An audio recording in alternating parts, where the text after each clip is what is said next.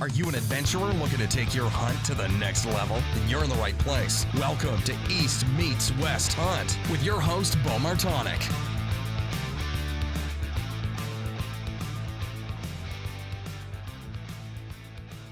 All right, we're live. Ryan Elders, welcome to the podcast.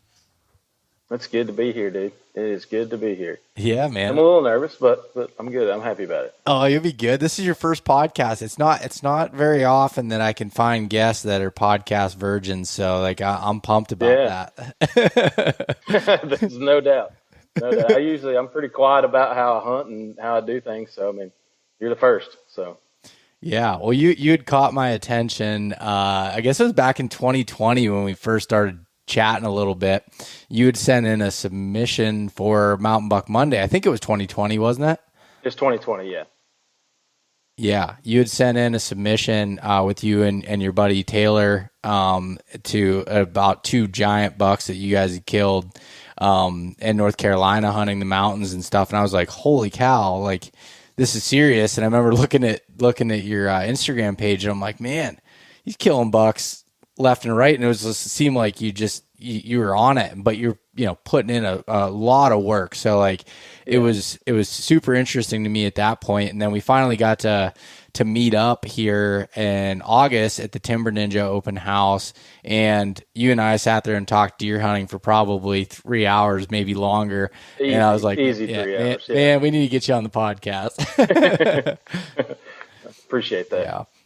Yeah, no, it was good getting to meet you in person there and talk through it. And it's so cool because I get to meet a lot of sweet people just through the podcast and events going to it. But it's like the way, that you guys hunt and stuff, although there's obviously differences across the board and styles and a little bit with train, things like that. But there's so much similarities, between Pennsylvania, the places I hunt, and where you're at, North Carolina and Virginia and the whole Appalachian mountain range.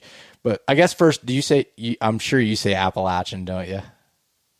Yeah, Appalachian. And everyone from the South makes fun of me for saying Appalachian, but that's just the way we pronounce it. Appalachian, yeah. Yeah. But anyway, so Ryan, when we get it kicked off here, I just wanted to see if you could give a brief background, kind of who you are, what you do for a living, and like kind of how you got into chasing mountain bucks. So I grew up in Western North Carolina my entire life.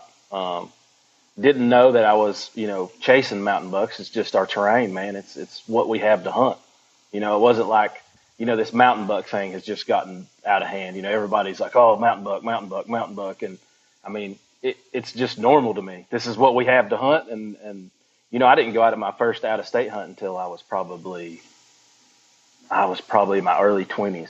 I've hunted this my entire life. So going out of state and going to Ohio and stuff was an eye opener for me.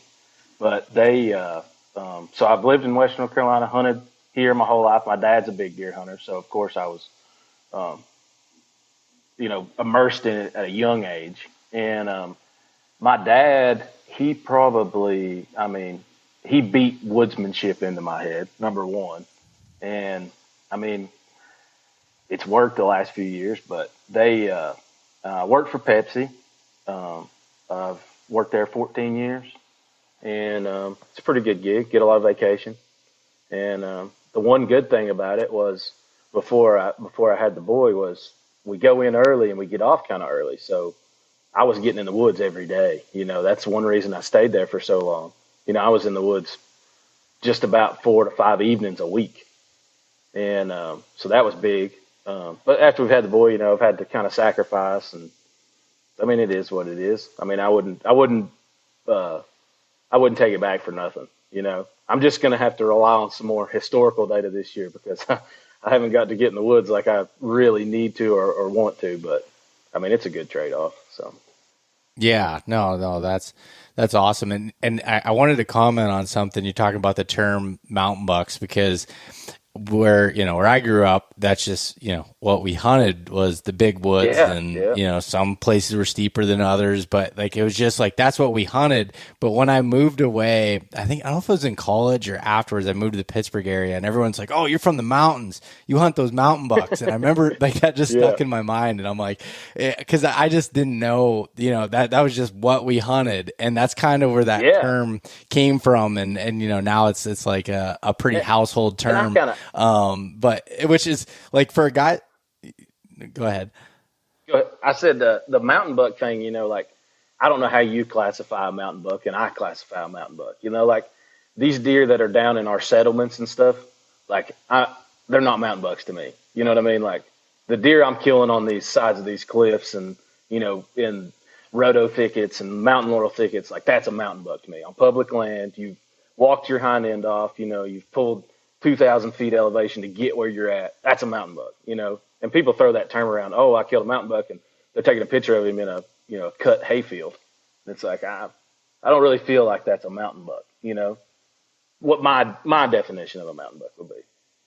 No, that makes sense. It's funny because I've had that question asked me, like, what do you define as a mountain buck? Like, how much elevation needs to be gained? And I'm like, I don't really know, but like when I'm hunting areas that are like, and not that it really matters, but it's funny, but like there's areas that I have that are like more rolling, flatter, but still just all timber. So I call that more like big woods bucks. And then, as you get into steeper, bigger stuff, it's like mountain bucks, but yeah. I mean, I'm not exactly sure. They're all the same. They're all equally as hard to kill. It's not like they're any easier. Tomato, right? Yeah. Yeah. I'm with you for sure. That's cool. But I noticed that like you've hunted with your dad quite a bit and everything. Like even just like hearing from your stories and your posts and stuff that I've seen in the past, like it definitely seemed like a similar kind of upbringing like that I had with having a father that kind of taught you through some of that stuff. Yeah, I mean, my dad's dragged me through every laurel thicket and ridge and rock cliff and all over the place, man. I mean, he really spent the time with me. You know what I mean? Like he didn't have to, but he did, and this is the way he hunted. So in turn, this is the way I hunt. Yeah, no, he's getting older up in age, and he can't get where he can't get to the places he'd like to get to anymore. So he sends me in there. He's like, hey man, you went and check that rock bluff out? I ain't hunted in there since like 1990, that kind of thing. So yeah, so he's kind of living a little bit through you now with like some of the spots he probably used to get to and everything. Yeah. But he was with me in 2021, and that was cool, man. That was fun. Well, yeah, tell me a little bit about that hunt. Like what happened there, and like I know you said your dad was with you on it. So I started in 2020. So I was hunting a deer in 2020, and he was a big mainframe 10, and I mean just a slob of a deer. And I laid with him dirty faced, and I actually killed the deer that I sent you on the mountain buck. I knew that deer was there too, but he was so like sporadic, and he just would never come through there. And so I was hunting in there for the 10. And that deer come by, and I killed him, and it tagged me out for the year. So I really kept tabs on that big 10. I was like, man, like I really want to kill that deer. And he was really nocturnal, and whenever he'd show up in daylight, it'd be like Tuesday at like 10 o'clock. And I'd be getting a cell cam picture of him while I'm rolling drinks at Pepsi. And I'm like, oh, gosh, you're killing me, man. And I'd go in there, lay with him like 2 or 3 days, nothing. And so in 2021, I decided, I was like, man, I've got to find where this deer. I knew the general vicinity of where he was bedding, but I wasn't like, I don't think like our deer don't bed. Like they'll be in beds, but they're not like in one bed. Like I think it's more of like they're bedding on this face, or they're bedding, you know what I mean? They're close to the same bedding area, but they're not exactly in the same bedding area. And so I was like, I'm going to figure out where this deer's coming from. So 2021, I really laid with that deer, and I was like, man, like this is the deer, no other deer. It's going to be him or bust.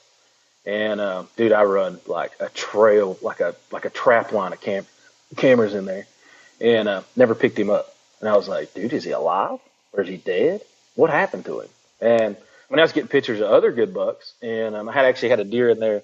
He had a flyer and a split brow and whatnot, and I was like, and he was decently regular, and I was like, well, I mean, he's in there, I'll go in there and hunt. And this is the same place I killed the deer in 2020. So I go in there that morning, and Dad was like, hey, you want me to come with you? And I was like, yeah, I mean, it's like an hour. It's like an hour and 30, hour and 40, just depending on.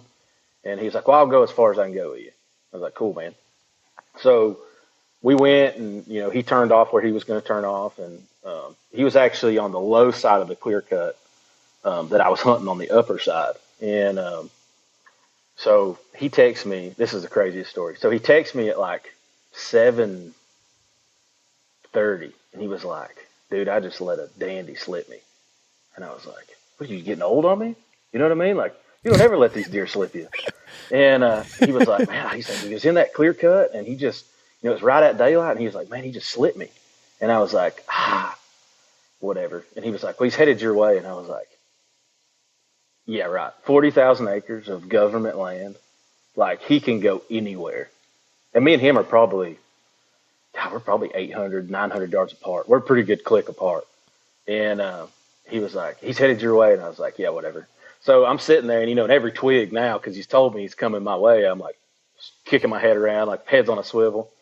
And I was sitting there, and it kind of just like got in my own little zone and kind of just let that slide, like, well, it's 40,000 acres. What's the chances of this? And I hear something. And so I leaned over and looked down the ridge, and it's real thick in there, man. It's like, it's a clear cut and a select cut and a mountain laurel thicket. They all kind of diverge right there, and there's a scrape. It's like 3 points just meet right there. And that scrape just gets wore out. I mean, there'll be 15, 17 different bucks on it.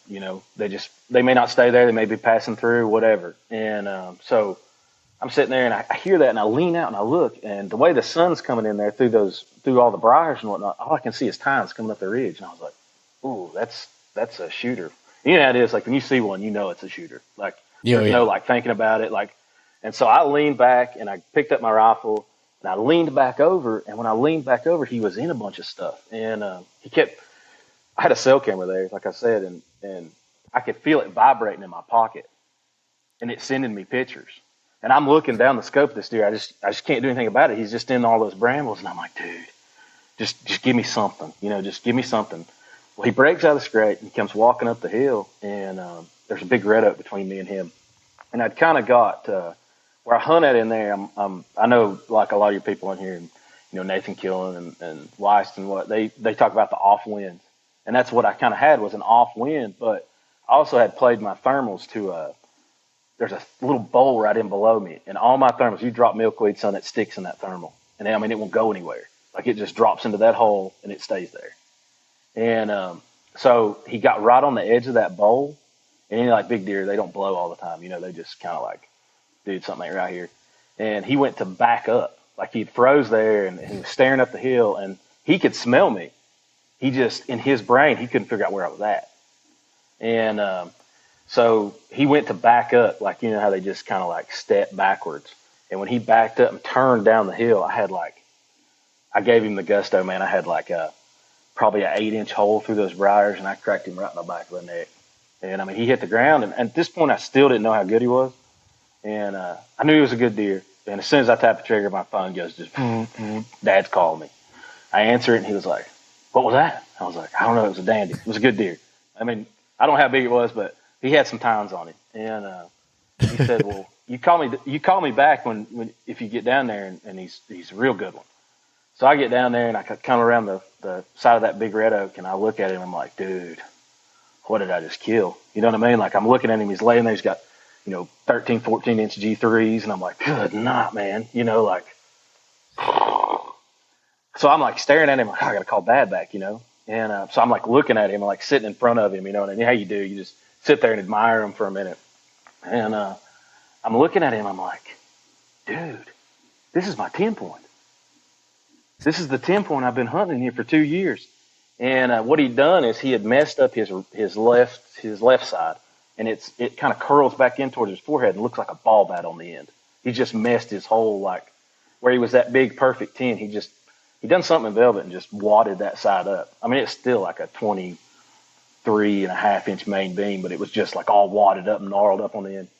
And so I called Dad. Anyways, I called Dad back. I'm like, oh, Dad, dude, he's a stud, you know. And he was like, I got one question for you. And he was like, I got one question for you. He's like, is his horn crooked? And I was like, yeah, it's got a whole, like, its whole left side curls back towards his forehead. And he was like, that's the deer I saw this morning. No way. And I was like, there's no way. How else would he have known that it had a curled in horn like that? Unless he saw it. You know what I mean? Like, because it's a pretty, like, severe curl in. Like, he saw the deer. It just slipped him that morning. And I'm guessing that he was laid out. I mean, I don't know. I've never had a picture of a big deer on that side of the mountain. The side that side of the draw that he was on. I've got cameras and stuff over there. I've just never had a picture of a big deer over there. And there's some big old rubs over there, but I've just never had the picture of them. So I've never spent any time over on that side. And you know how old guys are. I'm sure your dad's the same way. It just looks like a place a deer will come through. You know, it just looks like it. It's just got that intuition, you know. And like, well, man, I don't have any confidence in it, so you can just hammer down with it.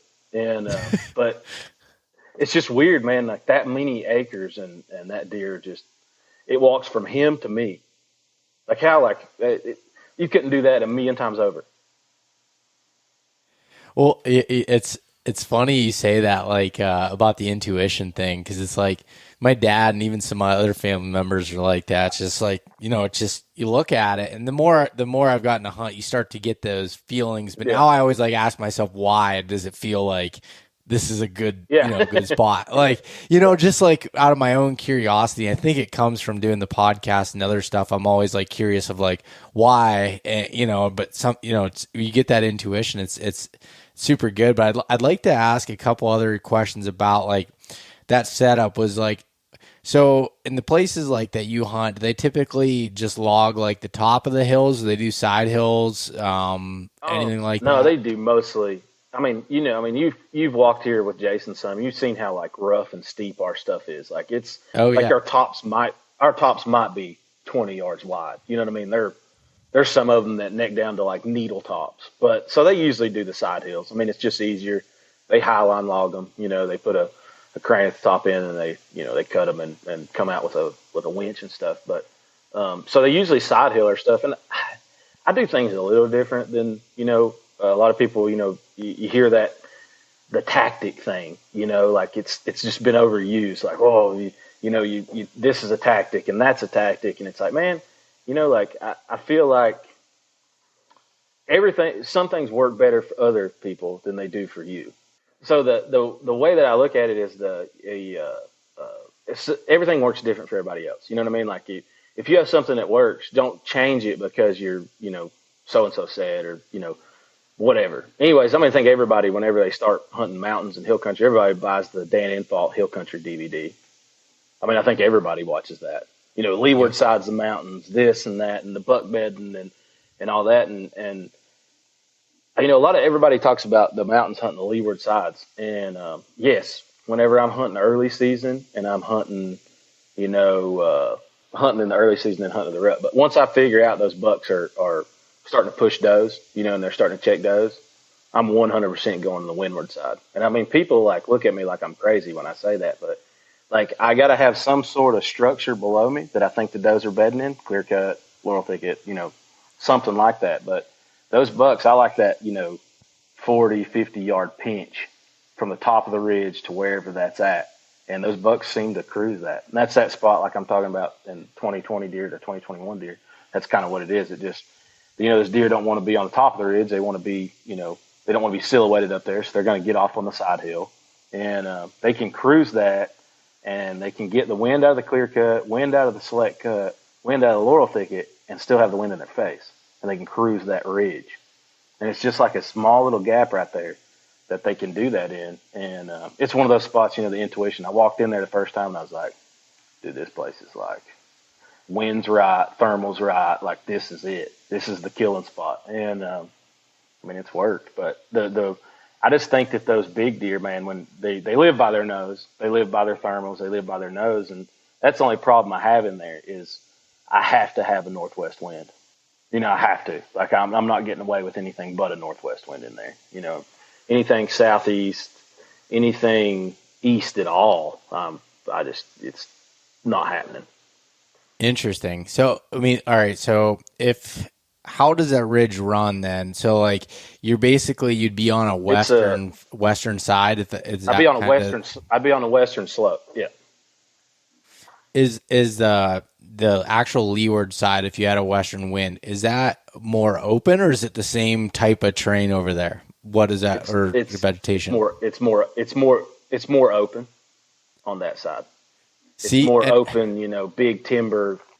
Yeah, and I would totally agree. I totally agree with you on that. I don't think you're crazy as far as like I was talking about it when I did a scouting camp. We were at a spot. It was a piece of private, big, but it was all big woods. I get you consider it mountain country, and the leeward side was wide open, just mature oaks and cherry and other timber. And the windward side had laurel thickets, and it was like that's where the sign was. And it's like, for me, the way I look at it, and again, it could be different for everybody, but the way I look at it is the deer have the sense of smell, they have a sense their eyesight, and they have their hearing, and it's like they need at least a couple of those in their favor to really do it. And it's like, okay, yeah, the leeward side, yeah, you have your wind maybe a little bit better, but it's like, what else they have? Like they can't really escape, they can't the hearing where they can with the thick cover, those does can bed in there and be able to hear. They can somewhat be able to smell with the thermals and everything that are there, and they have eyesight, like if they're bedding on the edge of it or even just in the center. But it's just like to me, I value cover over wind when it comes down to something like along those versus open woods. Yeah, 100%. Yeah, I'm with you.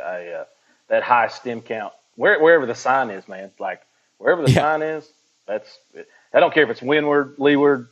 I'm not big on like straight north facing points and slopes and stuff like that. I don't feel like it's colder there in the winter months, and I don't feel like the deer use them as much.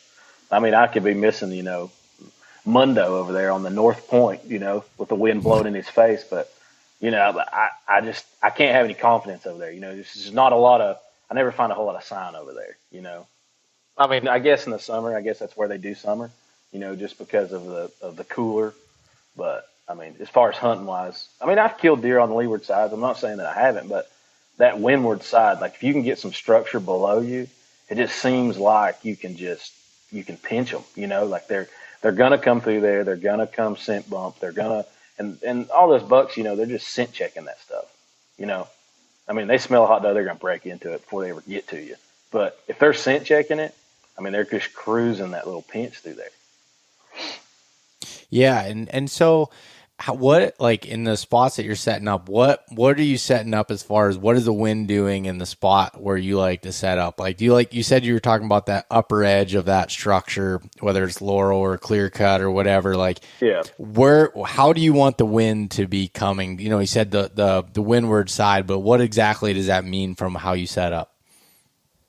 Like if you're setting on that west face, and so the way that I set up there is, all the structures below me, and I am dead in line with where I was talking about that scrape is. I am dead in line with where all that point meets. I mean, it's like 40 yards below me.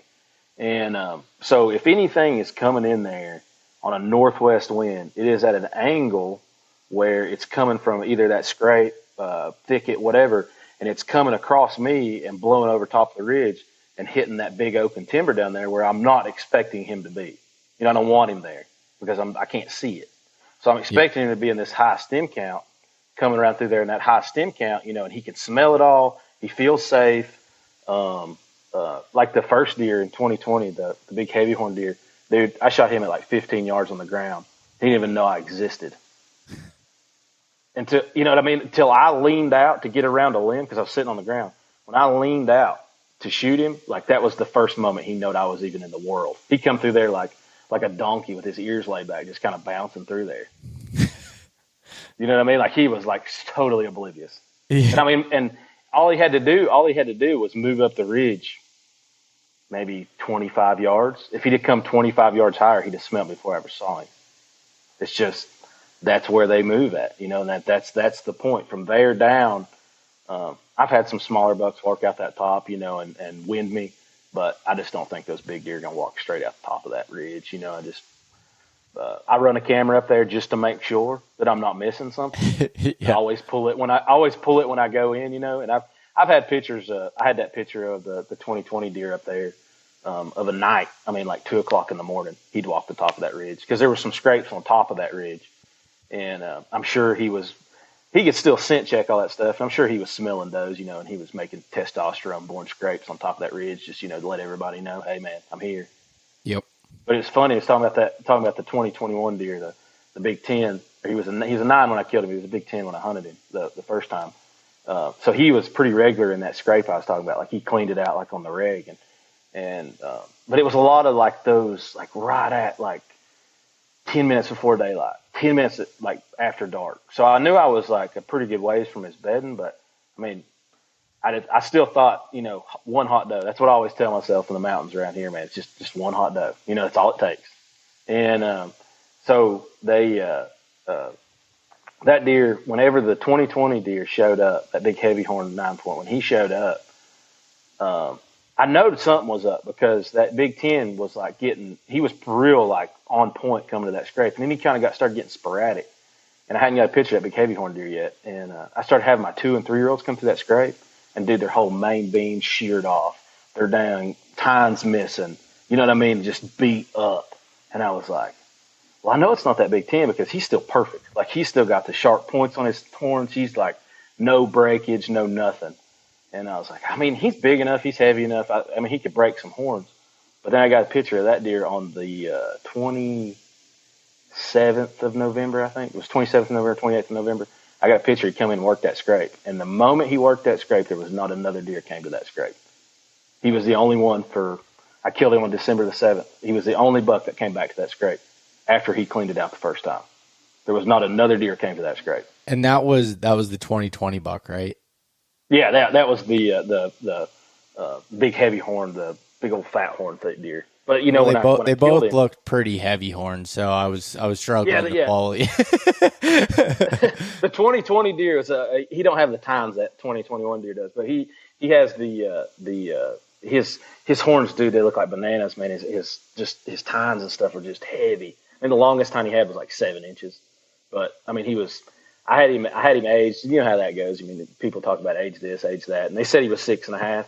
And I mean, I've killed some big old deer. I've killed deer in Missouri. I've killed deer in Ohio, and you know those Ohio deer, dude, they're stupid big. And that deer was like up there with an Ohio deer body wise. And I mean, you kill 180-pound deer here, you've killed a slob. Like that's a big deer. And he was. I wish I could have weighed him, but I never got the chance to weigh him because I drove around. I actually carted that deer out. I didn't even cut him up. He was so big. Like I was like, dude, this deer's so big. Like, I want people to see. Yeah, I mean, dude, his legs, man, they look like coffee cans. I mean, he was just this big old burly thing. And you know, I was talking about him breaking all those deer. The tips of all his tines were just like splinter shattered. And so when I was like, that's the deer that's been breaking everything. You know, that's the deer. And so. I mean, I guess. I mean, you know, you'll never know, but I mean, every tip of his horns were just shattered, just chips tipped off of them. I mean, you're not breaking that. It looked like my forearm. You know what I mean? You're not breaking that horn off. Yeah. So I guess he was the one. He was just a bully. He was just a bully. I guess that's why none of the rest of the deer. I mean, I'm not a biologist, but I'm guessing that's why none of the rest of the deer come back to the scrape. They're like, oh, dude, he's here. I'm not coming back through here. You know, not until he's gone. And it's funny. I killed him December the 7th, and that scrape was hot. I mean, like there was deer coming to it all the time until he came to it, and I killed him. And it took our season closed like on the 12th that year. I think it was December 17th, or it was like 10 days. It was like 10 days. That Big 10 come back and clean that scrape out after I'd killed that deer, and all the other deer came back and started working that scrape again, like it never happened. Well, and you guys, would you consider December, like when you'd killed that deer and stuff, like the rut? First week of December, man. Okay, that's what. Yeah, where you're at. I remember Jason always talking about December like being pretty Oh yeah, like a hot that time where first, like second, that's yeah, where that's first, second different. week. Yeah. You know, like where I'm at in Pennsylvania, it's like first second week in November, and then I go to southern West Virginia, and it's like that third week into Thanksgiving is super hot, and then even like my buddies down there talk about the beginning of December still being good, and then as you go further south in North Carolina, it's like it just seems like that seems to be a pretty good time. Well, and I think people will fight me on this but I've seen it. I run enough trail cameras, man. I think we talked about the Timber Ninja thing, dude. I run a lot of trail cameras, and I see the activity pick up the first week of November. I see that on my scrapes and stuff, and I honestly think that some of the deer, some of the does, are either coming into estrus or something, because that like 6th through 16th of November, my scrapes just explode. I mean, just there's bucks on them, daylighting them. Just and that's still our bow season. That's our second bow season, and so this deer just explode in there, man, and then it kind of dies off, through Thanksgiving. You'll get a straggler or two coming through cleaning the scrape out, but that Thanksgiving week on, it starts to build. Then it starts to like you're catching like on like cell cameras and stuff. You're getting pictures of a doe and she's just booking it by the camera. It's not fast enough to catch the buck that's behind Yeah, it, but you know what's going on. 7:30 in the morning, there's a doe just like dogging by your camera. Something's happening. It's on, and that's usually first, second week of December-ish, something like that. Yeah. Do you run your cameras on video mode at all? Mm-hmm. Some of them I do. Yeah, it depends. Like if I'm going to have one soak for a year, or I'm not sure if I'm going to go back to it, I usually put it on photo mode just because of like battery life and SD cards and everything. And, but I run. I mean, you're probably the same way in Pennsylvania with the bears, man. I don't.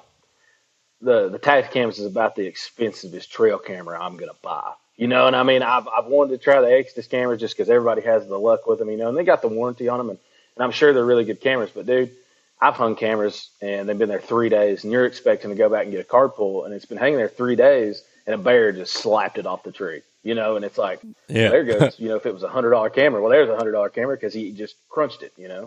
So I mean, I try to run some cheaper, Walmart cameras as my satellite camera. I try to base everything around, if I have cell service, try to base everything around a cell camera, and then try to run a trap line. I don't want to think that deer's coming from the north. I want to know he's coming from the north. Yeah. And it's funny. It's funny you say that about the bears, because like I just had a camera. I think I had posted on my Instagram story. I don't know if you saw it. Like it was back in August, but I had set up this camera and I sprayed my scrape licking branch with some forehead gland scent, and this bear just got so pissed. Like he threw his body into the branch and then just beelined it right for my camera.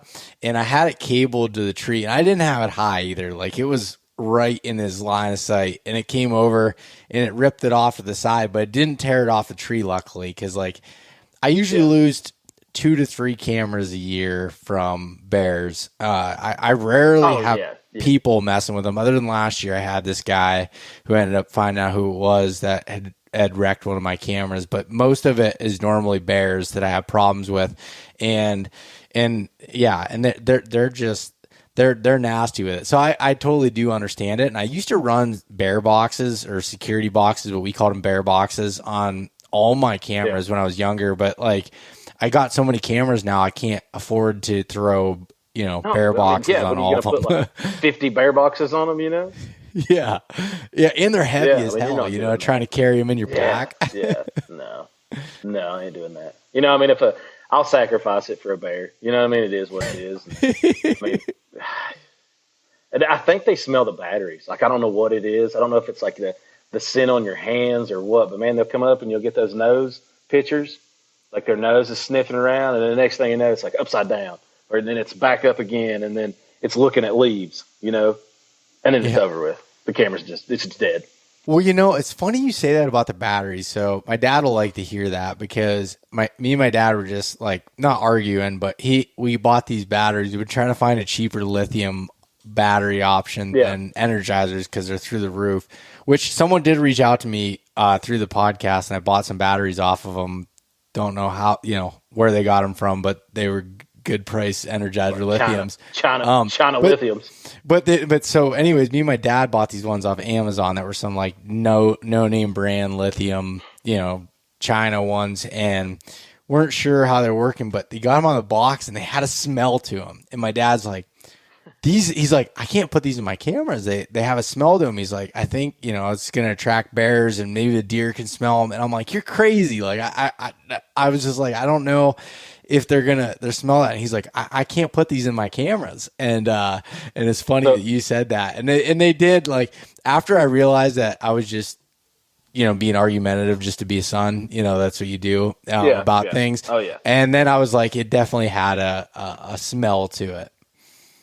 Well, it's me and you was talking about Tyler earlier, and me and him grew up together. We've hunted together since we were like, I don't know, kids. Like since we got our license, man, we were just like out there, not even knowing what we were doing. Anyways, we have this running joke that he's not allowed to touch trail cameras because every time he touches them, I don't know if it's his red hair or what it is, dude, but he can mess a camera up in a hurry. Like it's just like if he touches it, either the batteries die. A bear tears it off the tree. Like, okay, so I've turned him on to these tack cams, right? And he's like, man, that's cool, man. I'm going to get me some of them. And so this year, we had walked in a spot like a couple of years ago, and he's like, man, you remember where the big scrape is, up underneath that big rock ledge? And I was like, yeah. And he was like, yeah, little finger ridge right there. And I was like, yeah. He's like, I'm going to hang one of those tack cams on it. And I was like, oh, yeah, man. I said, you sure you don't want me to walk in there so I can set it up so, nothing happens to it, so you don't put some bad juju on it? He was like, oh, man, it's brand new. It should be fine. And he sent me, like, the first night he set it up, he sends me this picture of this doe, and he was like, oh, that happened fast, what I mean?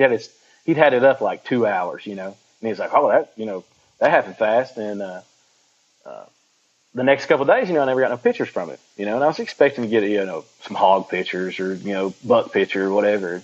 I was like, hey, I said, you got any pictures up there? And he was like, I don't want to talk about it, man. And I was like, what are you talking about? And he's like, it's not even sending me check-in pictures. And I was like, yeah. Bears probably ate it. And he was like, I didn't even get no pictures of a bear eating it. I was like, it's probably what happened. So last weekend he goes in there and he's like, I got to go in there. And it's muzzleload season here now. And he's like, man, I got to go in there. I got to check that, see what's going on with that camera.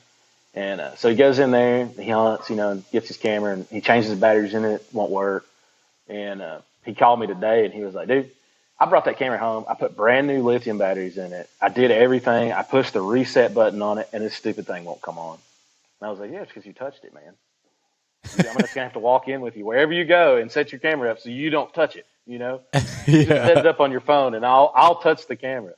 It's funny, when we first started, just talking about the scrape stuff, I got turned on to the Troy Pottinger, like the buck fever, and, dude, I'm a 100% like, anybody can sell a lot of stuff, but that stuff works. I don't care who you are. If you've never tried it, you try it because you're going to – it's impressive on how many different – my brother tries it in Georgia. He lives in Georgia. He tried it. I mean, he gets buck pictures.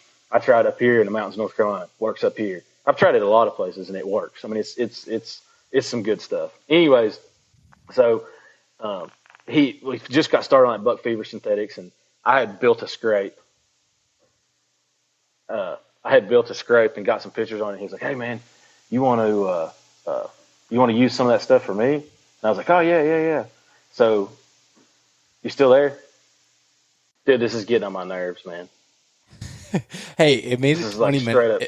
It made it 20 minutes that time. I mean, we're just going to do it like 20-minute segment.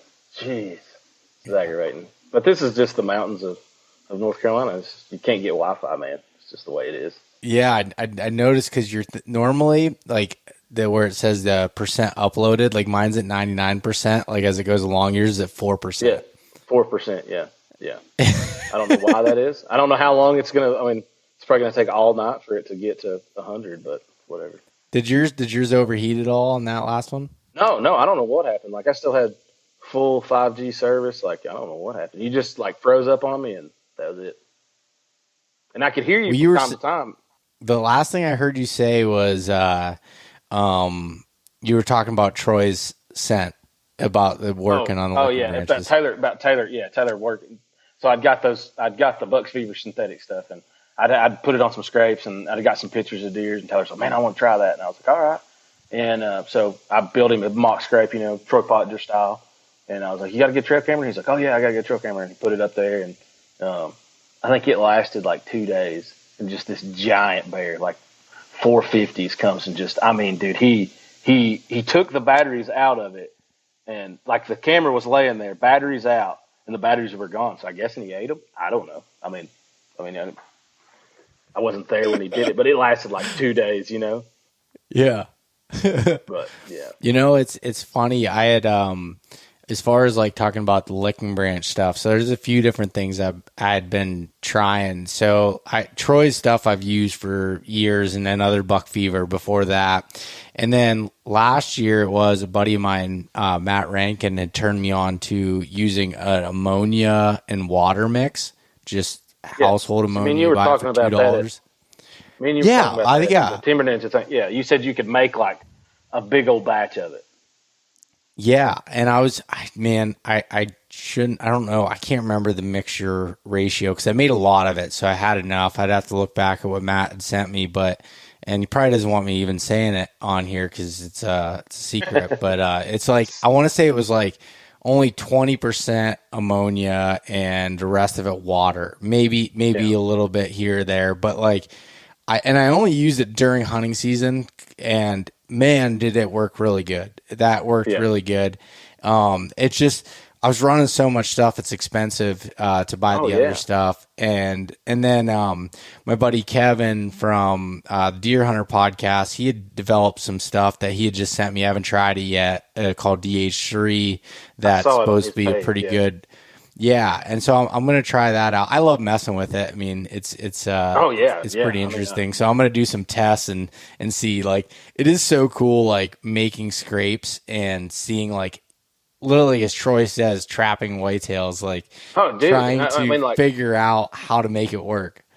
Well, like the first podcast you did with Troy, I was listening to it and I was like, man, like, this guy kind of sounds crazy, like if you're listening to Troy talk, like he gets so excited about it and you're like, man, like, who is this guy? And so you Google Troy Pottinger and you see him like sitting behind these 180 and I mean, just these megas.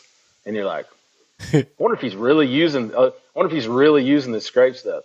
And then you watch him build these mock scrapes and then he's got videos of these deer coming into these mock scrapes. And I mean, I was like, maybe he's not crazy. Maybe he is like, he's on to something. I was like, hey, man, I got to try it. So I got like the little pack and I tried it and I was like, dude, this like, it necks down, like and people can bait in a lot of states. And in North Carolina, you can bait too. You just can't bait on public lands. You can bait on private, but on public land, you can't bait. And a lot of people bait around here and that's how they get their deer. You don't ever see a lot of people kill big deer on bait. I just think those big deer are smart. They're not walking in on a corn pile, in broad daylight. Yeah. Anyway, so those scrapes is kind of like, that's how I was trying to get my edge, in the mountains was, trying to get them coming somewhere where it's not just the nomadic movement that they make. I'm trying to get them to come to where I need them to come to. And I mean, that stuff, I've used it for like 4 years now or so. And before that, I mean, I just kick the place out and pee in it, but. Hey, I still do that. I use your Troy's or some other stuff for spraying on the branch, but I kick it out and pee in it, and that's how I do the ground portion. And I'm actually, maybe I don't know what the reason is for it, but it seems to work, and I'm sure it's because your piss turns to ammonia, and essentially it's kind of the same thing that I'm spraying there, but I've not had any problems with that. And that's why, like, you hear, people talking about, even when I went up to Alberta about taking a bottle, they made me take a bottle to pee in when I'm in the tree. I'm like, no. The only reason why I don't like peeing out of the tree at times is when there's dry leaves on the ground and it's just so loud. That's the only reason. Yeah. Other than that, man, I'll just pee everywhere. Yeah, I'm with you. Like, I don't, my dad was big on that, the whole, like, telling you about the woodsmanship thing. Dad was big on that, like, don't pee in the woods, don't crap in the woods. If you need to leave where you're hunting and go crap or go pee or whatnot. So I was like beating my head from the time I was a child, like, if you got to pee, you just hold it. If you ain't got a bottle, you hold it. You don't pee anywhere you're hunting because it smells like human.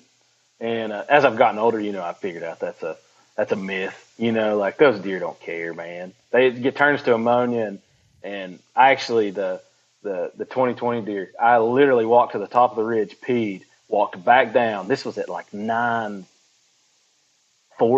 9:45. I walked to the top of the ridge, peed, walked back down, and kind of like kicked my little spot out where I was sitting, made it a little better, and sat down, and I killed him at 10 o'clock straight up and down.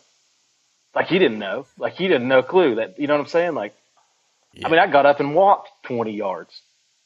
You know what I mean? But still, it's there's a lot of luck goes to it, and there's a lot of, you know what I mean? There's the pee thing. It doesn't bother me. I'll pee out of a tree stand. Don't bother me none. Yeah, I don't know. To me, like, you know, you're talking about the luck aspect of it, but I do believe that there's a lot of luck in deer hunting, but you need a lot of the good. You need to figure out the 85% of it and then get that 15% luck. And Yeah. I mean, the deer still has to walk by you. I will totally take 100% luck if I can get it, but I don't want to rely on it. Yeah, I'm with you. I mean, like, we used to have this saying, you know, this is better lucky. You're better than I'd rather be lucky than good any day.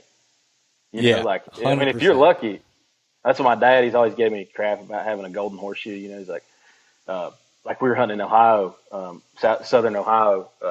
I hunted up there the first year by myself, and you know, coming from a place like this, you know, I saw a 10 point, and dude, it got shot. Like, I was hunting in Ohio 2 days, and the first 10 point that came by me, I had never seen a 10 point on the hoof until then. Like, most of our big deer are usually big 8s. You know, it's just the way it is. And I'd never actually seen a like pure 10 point. And I mean, like, I didn't even let him walk, dude. I just stuck him. And he's like 120. He's like 120 inches. You know what I mean? Like, he's no like giant deer or anything, but like that's how I cut my teeth in Ohio. And so I took my dad back with me the year after that. And I think it was that was on the first year I killed on Halloween night. And so that'd been like on a Tuesday or like a Monday. I think it was a Monday. And then the next year, Halloween night had been on Tuesday. That year, I killed a little better deer that year. I killed another 10 point on Halloween night. And so the third year we went up there, Dad was like, how about you kick me that golden horseshoe? And I was like, yeah, whatever, you know, blah, blah, blah. And I killed that's probably the best deer I killed up there. It's a mainframe 10 and got some, I didn't even mount him. He's actually sitting on top of the bookshelf. He's got some trash and stuff at his bases. And I killed him on, it's like the 29th or 30th of October. Like that Halloween, like if I'm going to go to Ohio, I'm hunting Halloween night. Like, it's just my night up there. You know, I've never killed a deer on Halloween, and I feel like I've had opportunities around then, and I've just never been able to make it happen. And for some reason, mark my words, but I feel like that's when I'm going to tag out this year in PA. Like, everything feels right. Yeah, about Halloween. And I have a spot that last year was super good from like the 28th to the 31st.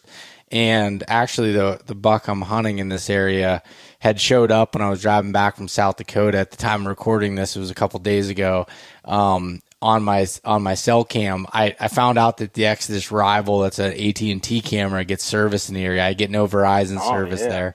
And so I put a cell cam on it, and I got this buck right before dark after a rainstorm and that cold front that came through here at the beginning of October, which at the time of recording this was a few days ago. And he popped out right before dark, and I'm like, dude, I got to get in there. I'm going to have to, and I'm like trying to catch up on work since I've been back. I'm like, I got to get to that spot. Like, I know he's bedding close, and like with pressure coming in and all this stuff, that's like with our bear season, we have a bear muzzleloader season and a muzzleloader doe season that opens up here. I guess it would be the 14th of October, again, at the time of recording this, but but anyways, I'm like, I need to get in there before people really booger him up and like move him around a little bit, which like, that's what, you know, I know that you were saying like, you don't see too many people, you know, in some of the areas that you hunt, we do here, but like, it's just, there's more people, I guess, and, you know, and the areas that I'm at, and I think Pennsylvania, like I think you have more hunters per acre than we do in North Carolina. You know what I mean? Like, I think Pennsylvania, it's more of, I'm sure I've never been up there, but you always read these stories and everything. It's like a more of a heritage thing. You know what I mean? Y'all go to deer camp. You all do well, we don't really have that here. You know what I mean? Like me and my dad hunt together, me and my brother, that kind of thing. But as far as like me and my buddies, but other than that, we don't really have like so you don't ever have really that many people walk in on you. I say that, and I had a guy walk in on me Saturday. I've never seen a soul Really? where I was at. And I have this big, like, laurely rocky knob in there, and that's where every good buck that I've ever seen or killed in there, he comes off that big rocky knob, and I hear a limb snap, and it's like 950. I hear a limb snap, and I'm like, all right, man, here we go. And I kind of like lean over, and I'm looking up that big ridge, and I'm like looking for movement. I see the movement, and I'm like, oh, yeah, this is it. And here comes this guy in a blue sweatshirt, no orange hat, brown pants. And he comes walking. I let him walk like right up underneath me, and I'm like, "Hey, man, what's up?" And he was like, "Oh God, I didn't even know anybody else was in here." And I was like, "Well, I know that's a lie because I was the first one in the parking lot, and you had to park beside my truck, so someone is in here. What are you doing wandering around at 10 o'clock in the morning with no orange on?" Yeah. And he did, dude. He was so lost, like he didn't even really know where he was at. And I'm glad it's probably his saving grace that he ran into me because he was like, "Hey, man, I keep walking out this lead. Will I come out?" I'm like, "No, man, you won't come out nowhere. Like you can walk that lead right there for several miles and not come out anywhere." And he was like, "Well, which way is probably the best way?" And I was like, "I hate to tell you this, but that big Lorley top you just crossed, you got to go back because that's the easiest way in and out of there." I mean, I wasn't tell him I have an easier way in and out of there, my access. But I mean, I'm pretty I'm not telling everybody how I'm getting into these places, I mean, because if I tell him one time, I mean, that's the way he's going to come in and out of there, Yeah. I walk in there and there's going to be somebody with a headlamp in my spot, so I don't know. I mean, and I'll help anybody, and I'm sure you're the same way, but like, man, I've worked really hard to get one of those. That spot's a really good spot. I haven't ever killed a deer there, but I haven't put the time in there like I have other places, like the 2020, 2021 spot. I put a lot of time in there, man. I've like you talk about wind checking your spots, before season just to see where your wind's going and stuff. I've done it in there, man. That's the reason I know that little bowl traps your thermal of a morning. Like before the sun hits the valley, your thermal's pulling down. I know that bowl catches you. It can't go any farther. It just sticks in that bowl for some reason. And, but I mean, if somebody wants to start, like we go in somewhere and somebody wants to start hunting and start doing the mountain thing and they walk their miles and they wear the boot leather out with me, man, I'm all for telling them everything I know, like I'll help them any way I can. But, some guy just walk in on you, toting a muzzleloader with no orange on. I'm not breaking all my secrets to you, man, like. No.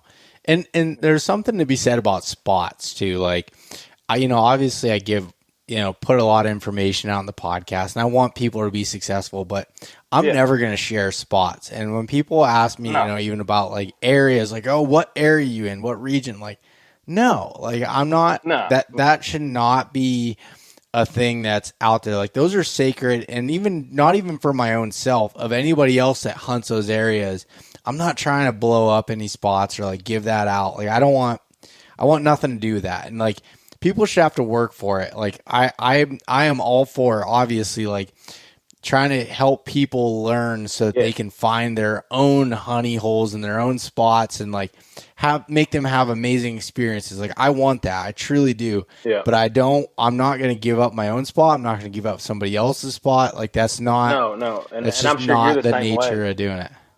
I'm sure you're the same way with your dad and your cousins and stuff. I mean, like I have a nucleus that knows where I'm at just in case I need help. You know what I mean? Like and it's like, it's small. Like I don't just tell that information anywhere. And there's a couple places that like Taylor that I hunt, and I mean, me and him are tight. I mean, elementary school, and there's places that I like, man, if I kill in here, I'll just send you a pin.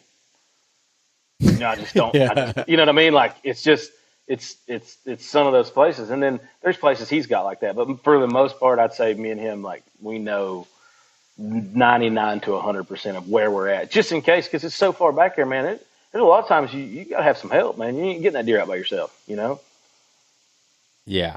Do you backpack into any places that you go to? Yeah. We've me and Tyler's backpacked in and hunted. The speaking of Tyler, that big 10 he killed, he backpacked in on it, and he Yeah. backpacked in, set up camp, walked in there the first evening he was in there and kills that deer. Like hadn't even got to sleep a night in the tent yet. Like he walked in there. I mean, like how much luckier? I mean, he may not have luck with trail cameras, but dude, he's. I mean, he is a really good deer hunter too. I mean, he's Tyler's a lot of that woodsmanship hunting. You know what I mean? Like, he really plans his attacks out and that kind of thing. But he also is a very, very good shot with a rifle. Like, I mean, he's killed mule deer and stuff at 500 and 600 yards. And I mean, he shot that deer at 200 and something yards in our mountains in a clear cut. He shot it and then thought he missed it and it ran. It was running and he shot it again on the run at 200 yards. He hit it both times. So, I mean, that's pretty impressive. Yeah, no, that's most definitely impressive. That's the But way he hunts. I wanted to. What was that? That's the way he hunts here. I mean, he hunts here like he's hunting out west. That's just the way he wants to get on this big high knob and spot and stalk or not spot and stalk, but he's trying to spot deer in these clear cuts, which works some. And I mean, not my style, but works for everybody. Yeah. No, and it goes back to what we were saying earlier. Everyone's got their own style and things that work for them and what they have fun doing, and it's cool no matter what. But I wanted to come back to you were talking about going to Ohio, but one of the things when we were talking at the Timber Ninja camp that I was really impressed with was you and Taylor, and it sounds like you and your dad and stuff. You guys go out of state quite a bit and try and hunt and have been really successful with it. Like one of the things, just to kind of kick it off, was that you were telling me that kind of blew me away was what you were doing with your meals, as far as like you cooking dinners. Talk about that. Okay, so this was a Taylor Cook brainstorm. Probably one of the best ideas I've ever heard of. So we were like cooking these meals, like these big batches of meals, like chicken fried rice and shrimp Alfredo. And what we were doing is we were putting them in vacuum sealed food saver bags, in like meal portions. We'd seal them and then we'd put them in the deep freezer and freeze them solid. So whenever we get back to camp, and when we're out of state like that, we're camping is like, I mean, it's like camping. You know what I mean? Like there's no bathhouse. There's no, you know what I mean? So all you got to do is boil a pot of water and you drop your whatever you want to eat in there. You boil it, heat it up, and it's just like you're eating at home, man. Like it's no freeze dried food, no nothing. I mean, that was probably one of the best ideas we've ever came up with, 100%. Yeah. Because there's nothing like coming back. A good idea.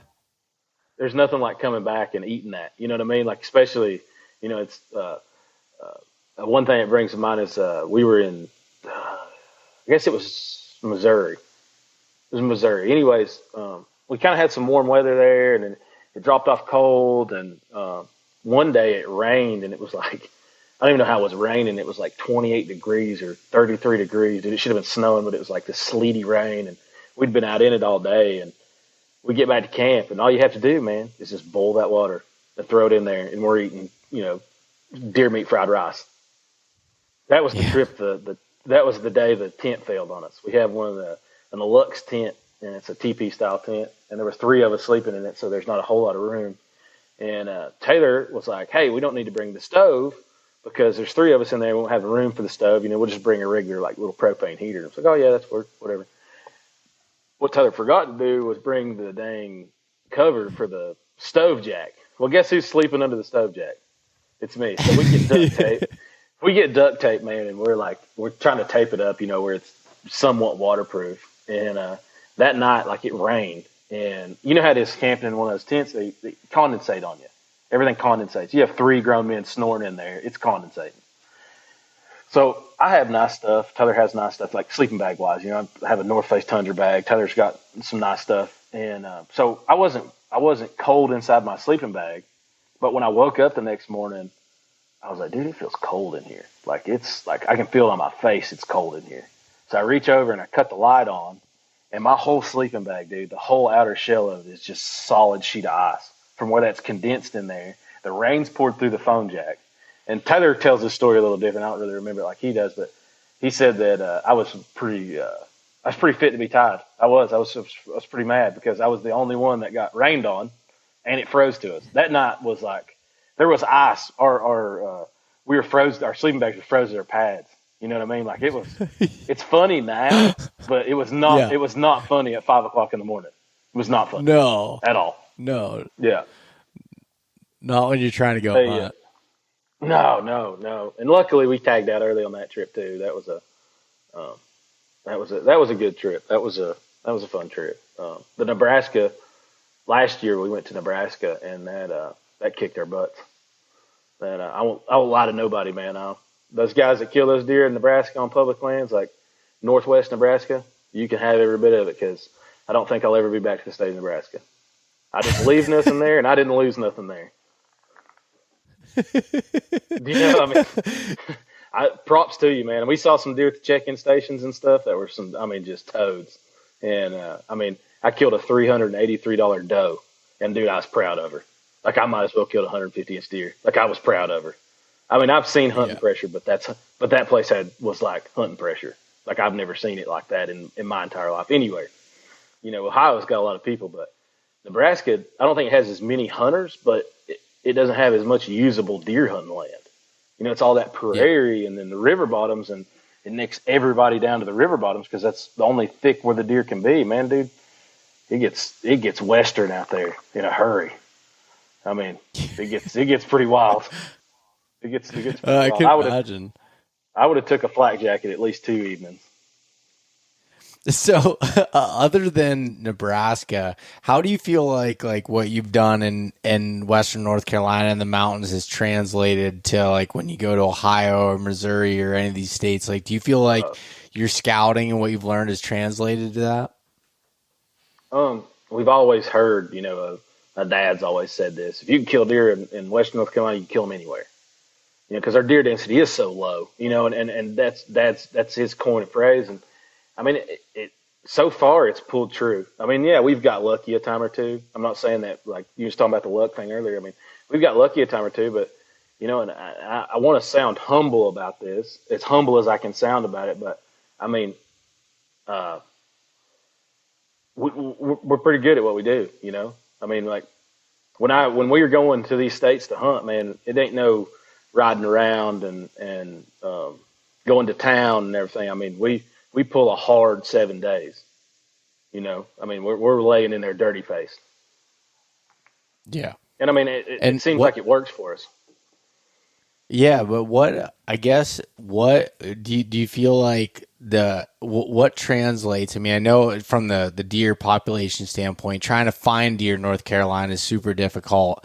And, because I've always heard that from like Pennsylvania, like that was something my dad, and everybody here's always said, like, it's like, all right, you can kill a deer here in the big woods or the mountains, like you can go anywhere. And I found it to be, I don't want to say easier, but kind of easier as far as being able to find deer, get on them, and be able to do that. But what have you found to be like something that really translates from where you're at to going to these other places? Like what skills, I guess, do you guys feel like that you've learned to be able to read the woods when you go to these other states?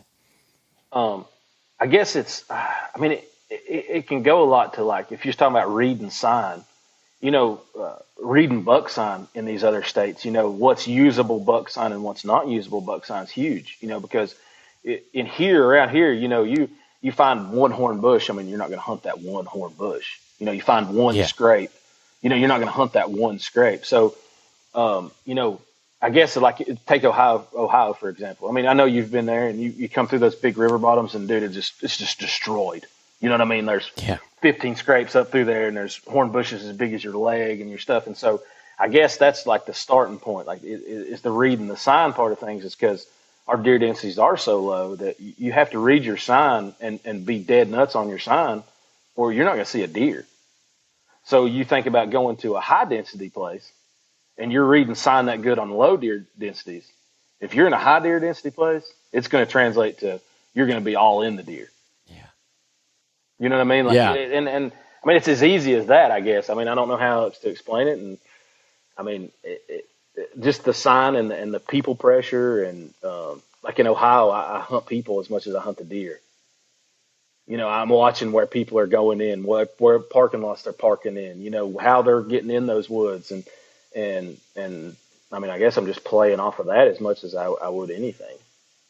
Yeah, and what you just said there is such a good point, and I think it translates really well to Ohio specifically, where there is a lot of hunting pressure.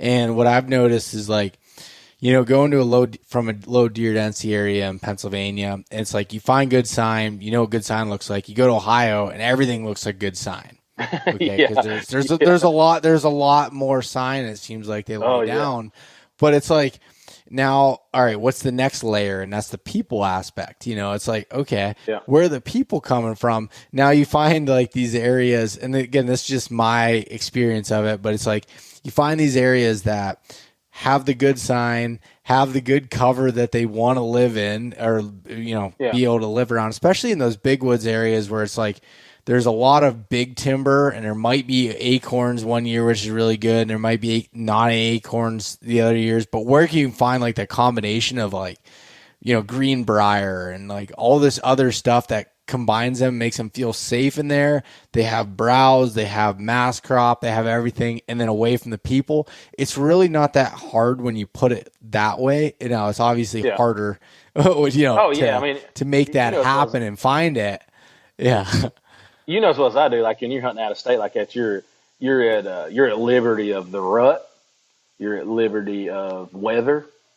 You know what I mean? You're trying to plan this trip in months in advance, and you're hoping that you're going to have, a cold front or whatever, and you're hoping that you're not going to get walked on top of every time you walk into the woods, and that's the thing that I kind of translated from here to Ohio was the, getting away from people, and people always say, oh, you walk this far in the woods, you won't see nobody. And in Ohio, it's that way, man. Like you get off the roads and you actually get into, I mean, people call Ohio mountains. And I mean, I don't particularly think they're mountains. They're just, they're big hills. I mean, there's some big stuff in Ohio, but they're not like our mountains, like they're not big, 4,000 feet, 5,000 feet mountains, and so they, there's a spot in southern Ohio that I hunt, and it's on I almost said the name of it, but I'm glad I didn't. But there's one parking because I'm telling you, like, I don't know if you've ever been there when the rut hits in Ohio, like you're there in the rut. You know what I mean? I bet. People have always told me, like the first few years I hunted up there, I'd been always pretty lucky, and I think the first 3 years I was up there, I hunted like 5 days in 3 years. I mean, I was killing the first good buck that come by me. Like, first pup and young comes by, it's stuck. I wasn't waiting on no deer. I mean, I was shooting the first good buck that came by me. So the third year, I took what I was talking about is getting away from the truck. So I parked and park in this parking lot, and it's just wide enough for 2 vehicles. And so I was nice enough, and I left, a spot for somebody to park beside me. I could have parked right in the middle of it, and nobody could have parked there with me. But I was like, you know what? I'm going to be, a decent somebody, and I'm going to park here. So I park there, and I take off, and you go up this big bottom, and there's a big ridge. And what it is, it's a windward side too, as weird as this is. So it's a windward side, and there's a rock bluff, and there's a clear cut across the holler on the other side. And those bucks were coming up this side, and they were wind checking that clear cut from the other side of the holler. And there was like this rock cut, dude, and it just pinched these deer down like to nothing. Like they were walking by you at 25 yards. Like you couldn't have drew it any better than the way it looked. That week in 4 days, I saw 22 bucks in 4 days on public land in Ohio. And like, I shot, I hate to tell this part too, but I shot, the first deer I shot at was, I think he was a mainframe 10. He had 5 on one side, big, tall. And he was probably in the, I'd say he's mid 150s ish, high 140s, 150s is somewhere in that ballpark. And I shot a poplar tree right in 2, and you know how that works. And then I was like, you know what? I seen a bunch more deer after that were shooters. They just, either would come up one side of that gut or the other side, and I just could never make it happen. And the last evening I was in there, or last day I was in there, I was like, dude, I'm gonna hunt all day. I'd hunted all day like 3 days prior to that. And I had seen this buck like on Monday or Tuesday, but he just didn't give me a shot. He was a big mainframe, had trash at the base. And that's what picked him out the second time I saw him. I was like, oh, that's the same deer. And it's like probably 18 inches wide, just big, heavy, just, those dark Huron deer up there in Ohio, there's like the chocolate colored horns. He come lumbering around through there, and he was at 40 yards. And dude, I don't know if like it's target panic or I don't know what happened to me, but like I drew back, manted, he stopped, and he wasn't even looking at me. He was kind of looking like off an angle at me. And dude, when I dropped the pin, man, I just set it on his back, and I shot right over top of him. And I don't know, like that deer haunts me because it was a dandy. Like it would have been the biggest deer I ever killed in Ohio, by far none. I mean, he was a big one. But like what I was saying is getting away. I kind of got off on a rabbit trail there, but it was getting away from the people, and I'd always seen bucks up there, and I wasn't hunting all that far. The first few deer I killed up there, I wasn't hunting all that far from the road, but I was hunting a lot of people, where these people coming in from this parking lot, well, they've got to be pushing the deer this way. So I get up on this ridge. Of course, there's bucks on there, acre and screenbrier, whatever you have up there. And that's kind of how I was doing it. Is just, those deer are going to escape somehow. And that's kind of what I was hunting, was their escape travel, the escape out of places. And then I thought, I'm going to take the same kind of mountain hunter aspect, leaving the truck, I'm putting my boots on, and I'm heading. And that's when I realized what Ohio had to offer. Because I saw a deer that year that was like, yeah, he was big. And then the last 2 years I was up there, I never tagged because I saw what was up there and I wouldn't shoot anything else. I was like, no, I know what Ohio has to offer, and I'm just not going to shoot, the first good buck that comes by me, because there's megas on public land up there. A whole lot bigger deer than we got here. Yeah, it's funny, like when talking about Ohio and like so I went to Ohio like religiously for 4 years in a row during the rut. And the first year I didn't kill anything. And then the second year I killed in 2 hours of being there. The second year it was the second day, and the third year was the first day, like 6 hours into being there. Yeah. And then it's funny because I didn't go back for a while, and then I still haven't hunted the rut since the last time that I killed a deer there.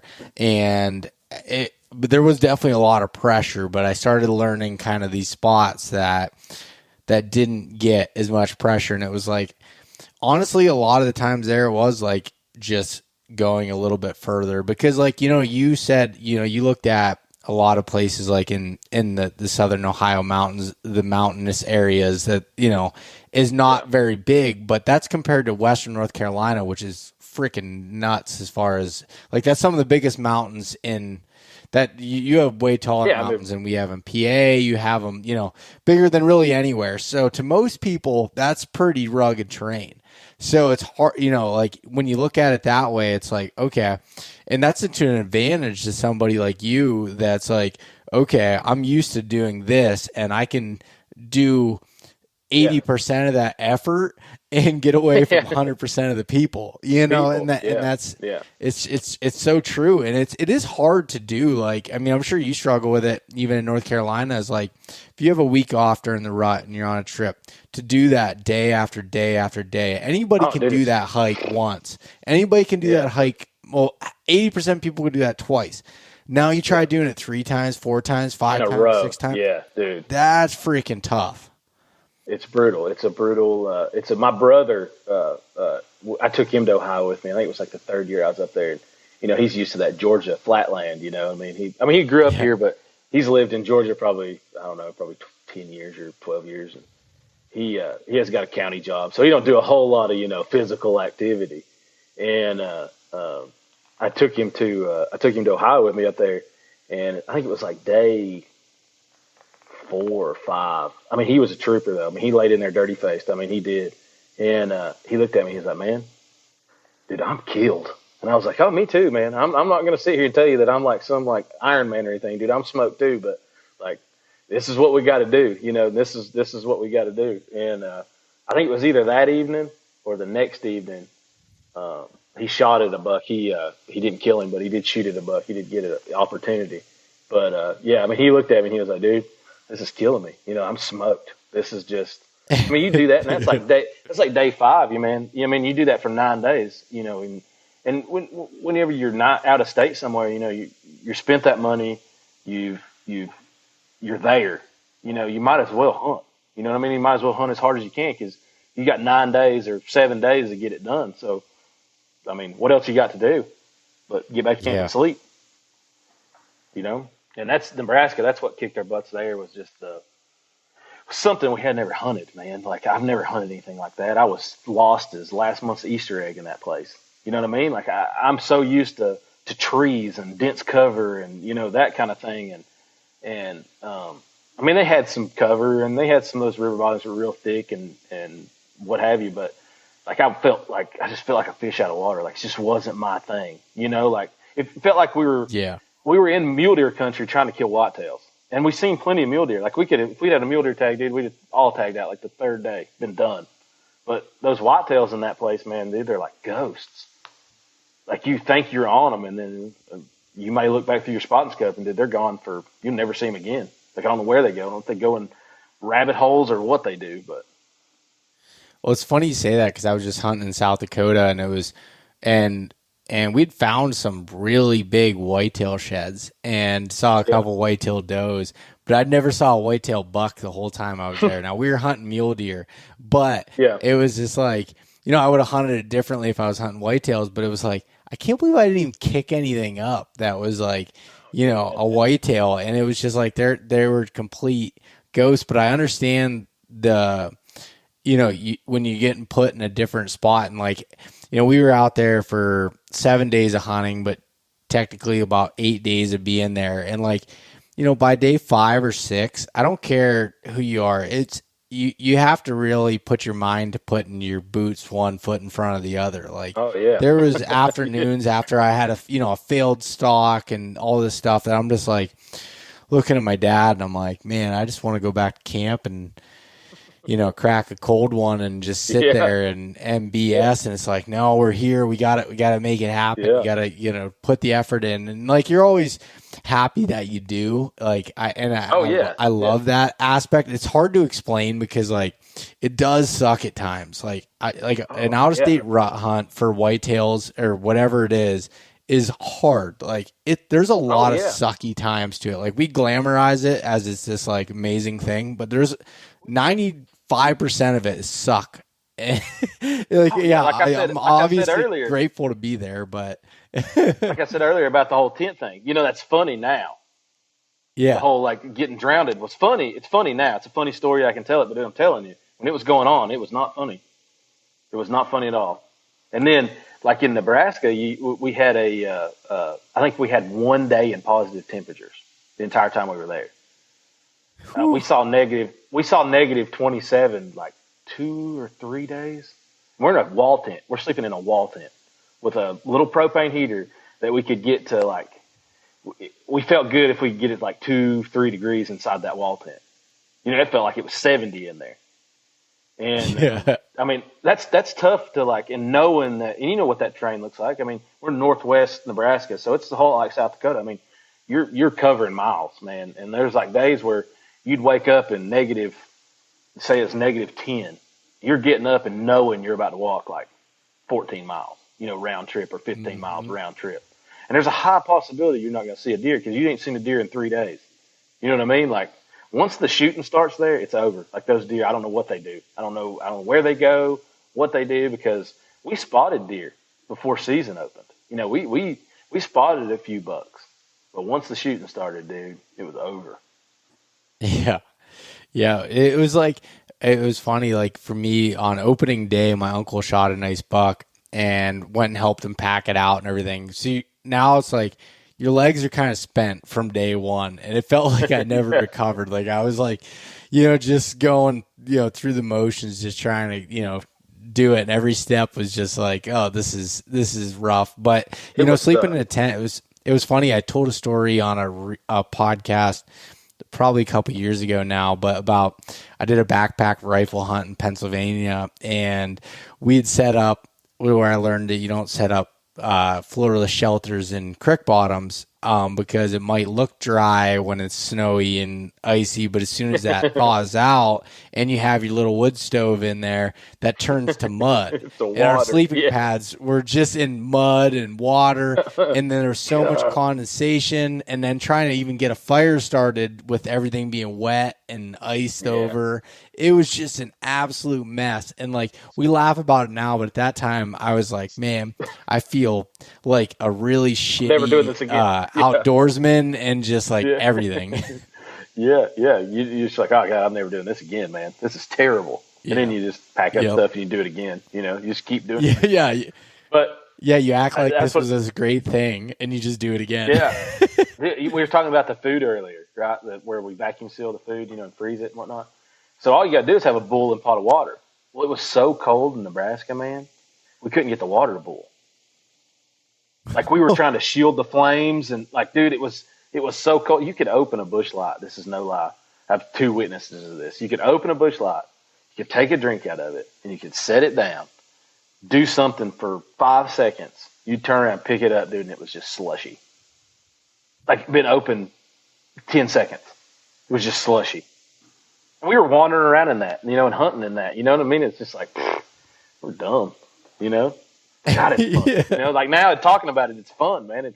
You tell people that. And we had a guy go with us on the Missouri trip, and Eric had never really hunted out of state, and super good dude. He's a killer here, man. He kills plenty of deer, but that's his first like real true like camping, hunting, and that was the only one that he went on. He hasn't went back with that. We burned him on the first one, Yeah. Oh, it was a good trip. You add camping into the mix, especially when you get cold weather with it, and it's not easy. When I hunted West Virginia last year, I set up a wall tent, and I had my stove in there. I thought I was good. Cut some firewood. I was I was great. We got 35, 40 mile per hour winds, and it started blowing the wall tent around. It was super thin, just like not like a regular wall tent. And it was blowing all over the place, and I couldn't sleep because it was slapping the sides and making all this noise. And then the one night it got so bad that it actually pulled the stovepipe out and ripped down the side of the tent.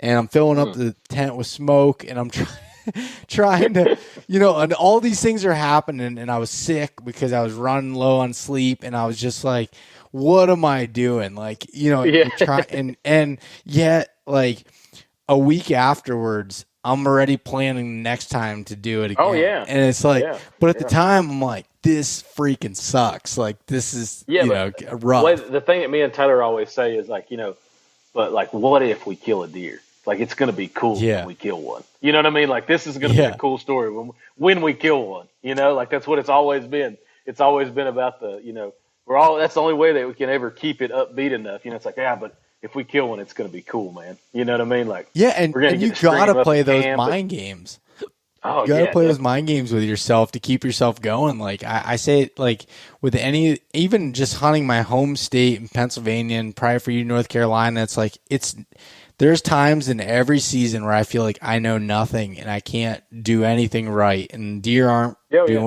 what you think you're supposed to do, and it's just like, it's hard, but you gotta have that. For me, I just have to have that goal in mind of like, I know, like, it just takes one, like, it's just that one thing that can change your whole season from saying, oh man, it was a tough year, to, man, that was a great year. It just takes time, that one deer to make that all change. I got a buddy that he's part of our nucleus, and he's always got that saying. That's where I come up with it only takes one hot doe. You know what I mean? Like, and that's a good way to look at it. You're walking in 2 and 3 miles, climbing our mountains. You got to have a little bit of a pep talk before you leave the truck. You know what I mean? Like, you're really talking yourself into it. It's like, man, all it takes is one hot doe. If I'm not back there, then I'm not going to kill him. You know what I mean? Like, how bad do you want to kill this deer? How bad do you want to do it? So, I mean, that's pretty much what keeps me going is I'm not one of these guys that, kills one big deer and I'm done. You know what I mean? There's guys out there like that. You don't want to do that every year. You know what I mean? Like, I know it's not possible. You know what I mean? It's not reasonable, especially in our deer woods. Killing a big deer every year is few and far between. But I mean, it can happen. It's just, you really got to put the time in, dude. I mean, you really gotta want it really bad. Yeah, and there's no shortcuts to it. Like I don't care how good you think you are or what you have set. Like you need to put the time to it. Like you can luck into it the first day of a rut hunt or whatever, but you got to put the time in. And there's no like I'd love to be like, oh, if you only have 2 days to hunt, like you can definitely get it done. But that's not the case. Like you might be able to, but there's no definite to that. There's no definite if you have 3 weeks in a row to hunt. Like it's hard no matter what. And that's and I think that's what, hunting the mountains where you're at or hunting the big woods of the mountains where I'm at, and like hunting these areas teaches you that patience and that understanding of it. And it doesn't make it easier, but you understand that it literally, and we say that all the time too. It's funny you say that. Like my family always said, it just takes one doe. And like, I'll sit in spots for 4 days and not see a single deer. But as soon as one doe comes through there that's hot, it's like, all right, the whole world is opened up. Anything can happen at this point. I might see the only 4 bucks in the county in that next hour, but like you just got to be there, and that's what it comes down to. And as we're getting ready for the rut, like at the time this comes out here at towards the end of October, it's like we're getting into that time. It's just it's more of, in my opinion, it's more of a mind game than it is anything else to last through the rut and be successful. Oh yeah. And just keep beating yourself up every day and knowing that's what you're fixing to do. You know what I mean? Like, that you're going to be burnt by the time you get to your stand. And you're going to have to do that 2 and 3 days on end.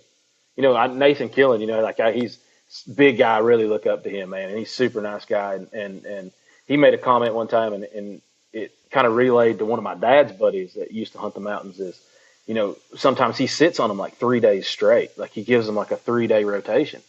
You know what I mean? Just because you the first time you go in, you always have those butterflies. Like it's the best time to be there. But here, our deer densities are so low, it may take 3 days for that deer to even roll through there. You ain't boogered him. He don't even know you're in the world. It just take him 3 days to do that. So you got to think in your mind, like, dude, you got to do this 3 days in a row. If you have the time, you need to be there 3 days in a row. You know what I mean? It takes a lot of mental, like you said, it takes a lot of mental just strength to know that you're going to do that. You have to do that if you want to kill that deer. And then you still make. And I've said it before on the podcast, but something that what I didn't know I was doing right when I was younger, but I was always, your dad always joked with you about saying you have a horseshoe up your ass. Like that was what, everyone always said about me, because I was killing good deer when I was younger. And then I went through a spurt where I was like struggling and having trouble. And what it was when I was younger, I was just willing to sit in the same spot for a long time. And it just happened. And then when I started like putting so much of this media in my head, I gotta jump around. I gotta do this. I gotta do that. And it was like, I was just chasing my own tail. And then once I got back to like, okay, a spot's good. You scouted, like you have confidence. You gotta let it play its part, because it doesn't, these deer in the mountains, in the big woods, in low deer density areas in general, no matter where you're at, they're not on a pattern that you can look at your cell cam and be like, oh, wait till it's the third day that he came in daylight and I'll strike. That doesn't happen. It just doesn't happen. No, man. No. No, like I was talking about the cell cam picture earlier I got of this really nice buck that showed up in daylight. It's like, oh, well, that's the first time he's been on that camera all year. I don't give a shit. Like, that doesn't matter to me. No. That means he's in that area. He's probably been in there more. I just haven't. Yeah. He just hasn't walked in front of this 20-foot view of this camera. Yep. And I need to put myself in there for multiple days to have, potentially an opportunity at him. Same mindset, man. Same exact mindset. Like, like we were talking about earlier, where the cell cams are great tools. And trail cameras are great tools in the run of things, but they don't show you everything. You know what I mean? Like, you still gotta be there. You still gotta hunt it. Just because you haven't had a picture of that buck in 3 days or a week or 2 weeks or whatever, it don't mean he's not walking 10 feet behind that camera. You know what I mean? Like, you don't know that. Yep. And people put a lot of cash in that kind of thing. Like, oh well, I ain't no pictures of him. I'm not going there. I'm not that way, man. If I feel good enough about the spot, I'm going. You know, I mean, I'm whether I've had a deer picture in there or not. You know, I'm still going. Yep. No, I would totally agree with that. And yeah, I now, as we're saying this, I got to put this in my own mind as I'm, getting prepared for these longer sits and these things of like, okay, Oh yeah, remember that, because it's tough. Like, as much as we say it, it's still tough to when you get in it. It's like, and that's why I'm so thankful I've got a good community of friends and family locally that are good deer hunters that like I can call or they call me, and it's like when you're in a rough spot and you feel like you're not doing right, they can look at it logically and be like, all right, for sure. Like you're in there, you have the information, like just sit there and wait it out. It's like, okay, and you just get that in your head. I got that same group of guys, and that you can bounce stuff off of too. Like, like you man, like, dude, I don't know if this ridge is the right ridge. And they're like, well, why did you hang a stand there in the first place? And you start telling it to them, they're like, man, it sounds right to me. But you sat there, like, I don't know how your mountains are. It's probably a whole lot like ours. Like, I can sit in a spot I can put 10 or 12 sits in and never see a deer. Yeah. And then I'll see 2 deer in the year, but one of them is the deer. That's just the way you know what I mean? It's just so just spread out, and deer densities are so low. If you get down on yourself, dude, you'd never kill a deer here. Like if you got down on yourself and quit, you would never ever kill a deer here. Yeah, dude, man, I'm in the same boat. I mean, last year it was like, I don't remember if it was 3 or 4 days before that I hadn't seen a single deer, and then that's when I ended up killing one, and it was just like, that's, I'm putting together a video off of my last season, and I was joking with someone today. I think I was talking to Jason actually, and I was like, I have a whole season where I might not have a deer on camera that I had filmed on camera. There was some around that were in the brush or whatever. I couldn't get the camera on them, but I saw very few deer in the year, and that's not abnormal. And like that, and I think that needs to be stressed, because like you might see someone like yourself killing these nice deer every year, or someone like me killing nice deer, or someone else, and it's like, oh man, I should be seeing these all the time. It's like, that's not the case. Like, it's just, man, it's not the case at all. Yeah. People come up here, and I mean, if people came to North Carolina, and just because of the basing it off of what everybody else had killed, they see these big deer, so-and-so killed or whatever. Like, oh, well, I'm going there. And they get their butt handed to them. You know what I mean? Because this place it's not forgiving at all. You know what I mean? Like I've lived here my whole life, and I have to talk myself into stuff. You know what I mean? I've walked these mountains my entire life, and there's still days where I'm like, man, you just one hot doe. You know what I mean? It just keeps clicking in your mind, like, I got to go in there. And this is all I've ever hunted. You know what I mean? These mountains is what I've hunted. This is where I cut my teeth at. It's where I live at. It's where I was raised. And so I know what I'm getting into. It's not a surprise to me, but you still got to talk yourself into it. Like you said you got to talk yourself into it from the truck. I have to talk into under the covers of my bed, of like, you wake up and you're in that like gray area, you're like, I've caught myself talking to myself out of why it's a good idea to not hunt today, or like not go out or not go to this spot because it's hard to get to.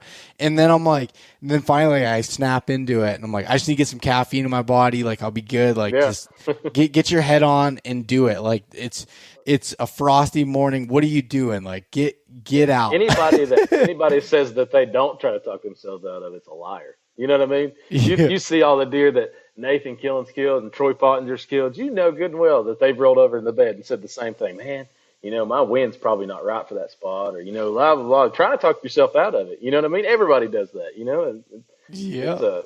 I do it all. I mean, I do it quite often. It's like it goes back to the whole aspect of trying to break this media down in your minds. Where it's got to be this wind, and it's got to be this, and it's got to be perfect to go in there, and it's not always true, man. There's always, I try not to blow my spots out. Like I said earlier, I can't get it in that one spot. I can't get it done unless I got a northwest wind. I'm just not going to get it done in there. It's just the way the deer come in there, and if it's any kind of south wind, it's just shot. You know what I mean? It just blows the whole reason that I'm hunting there. But I've still sat in there on south winds. because you just don't know, man. Like you bucks chasing does, you ain't got a clue what's about to happen. You know what I mean? They come from every direction. Yeah, and my dad's always said that, and even some of my uncles about, like, I'd be like worried about, like, oh, the wind's not doing this, and especially during the rut, like specifically during the ruts, like you don't know where they're gonna come from during that period. Like if you've watched bucks chasing does and stuff, they do the most random stuff, and normally you're just trying to get the doe to get past you without smelling you, and then the buck's flying because he ain't worrying about a damn thing he don't care. other than that tail. You know, and that's exactly the nature of it. So I don't know, man, but I'm looking forward to getting into it and going through these ups and downs. Now I know that I got another guy I can call if I'm in a bad mental space. Ryan, you've entered the realm of who I'm going to call. I got you.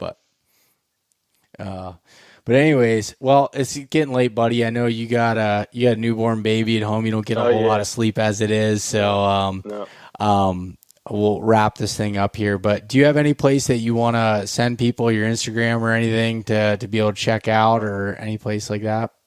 I don't even, like, that's another thing. Social media, man. I've been on it 3 years. I don't even have my handle memorized. It's just, I think it's Ryan Elders 26. I think it's Elders_Ryan some number, but I'll put links to it in the show notes. Okay. I appreciate it, man. I appreciate you having me, man. This is my first one. I don't know how good it was, but this is my first one. It's under my belt. So. No, dude, you did great. I'm glad that you decided to come on here and talk. Like I said, it was just I had such a good time talking with you at the Timber Ninja event and everything, and I was like, man, this would be cool podcast, BS about some hunting, and I like a lot of the things that you say and your thought process behind things, and I think it's pretty good. So thank you for coming on. I appreciate it, Beau. Thanks so much for listening to this episode of East Meets West Hunt with your host, Beau Martonik. For more great content and to stay up to date, visit eastmeetswesthunt.com, Facebook at East Meets West Outdoors, and Instagram at East Meets West Hunt. If you enjoyed today's episode, please review and subscribe, and we'll catch you next time.